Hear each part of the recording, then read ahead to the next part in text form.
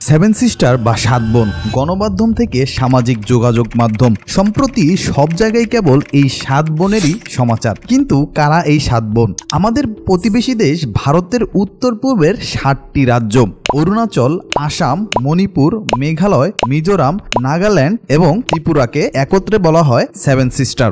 নামে seven sister হলেও প্রতিটি রাজ্যই তার নিজস্ব সংস্কৃতিতে স্বতন্ত্র, চোখ ধাঁধানো আর বৈচিত্র্যময়। চলুন এক ঝলকে ঘুরে আসি এই সাত বোনের রাজ্য থেকে। এখানেই আছে মেঘের রাজ্য মেঘালয়, প্রাচ্যের স্কটল্যান্ড, পৃথিবীর সবচেয়ে বেশি বৃষ্টিপাত আর এশিয়ার সবচেয়ে পরিচ্ছন্ন গ্রাম এখানেই।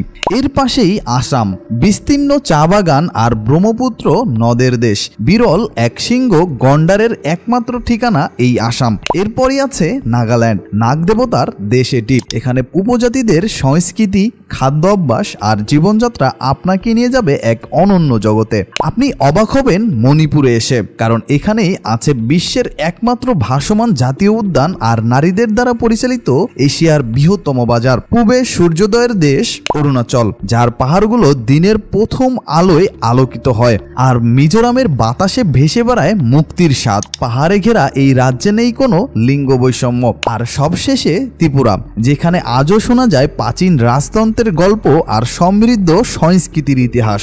কিন্তু এই স্বর্গীয় সৌন্দর্যের আড়ালে লুকিয়ে আছে এক জটিল এবং রক্তক্ষয়ী বাস্তবতা। মূলত ভারত থেকে এই 7টি রাজ্যকে যুক্ত করেছে 21 কিলোমিটার চওড়া একটি সংকীর্ণ পথ, যেটা শিলিগুড়ি করিডর। এই ভৌগোলিক বিচ্ছিন্নতাই যেন তাদের মানসিক দূরত্বের আসল কারণ। স্বাধীনতার পর থেকেই এই রাজ্যগুলোর মানুষেরা নিজেদের অধিকারের বিষয়ে অনেক বেশি সোচ্চার। তাদের ভাষা, সংস্কৃতি, ঐতিহ্য সবকিছুই ভারতবর্ষের বাকি অংশ থেকে সম্পূর্ণ আলাদা। অনেকেই মনে করেন তারা কখনোই ভারতের অংশই ছিলেন না। আর এই অনুন্নয়ন আর অধিকারের বঞ্চনা থেকেই জন্ম নিয়েছে বিদ্রোহ।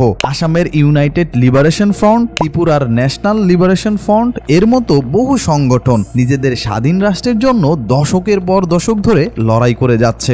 ভারত সরকার এই আন্দোলনকে বিচ্ছিন্নতাবাদী আখ্যা দিয়ে দমন করার জন্য এই অঞ্চলে বিপুল পরিমাণ সামরিক শক্তি নিয়োগ করেছে। অভিযোগ আছে এই বিদ্রোহ সংগঠনগুলোকে মদদ দেয় চীন। ফলে এক পক্ষে স্বাধীনতার জন্য সশস্ত্র সংগ্রাম আর অন্য পক্ষে ভারত সরকারের দমন কঠোর অভিযান। এই দুইয়ের চাপাতলেই পিষ্ট হচ্ছে সাধারণ মানুষ। হারাতে বসেছে তাদের হাজার বছরের ঐতিহ্য এবং ইতিহাস, আর বাড়ছে দুর্ভোগ। জাতি, ভাষা আর সংস্কৃতিতে অনন্য এই সেভেন সিস্টার ভারতের জন্য যেমন এক অপার আশীর্বাদ, ঠিক তেমনি তাদের বুকে জমে আছে গভীর ক্ষত।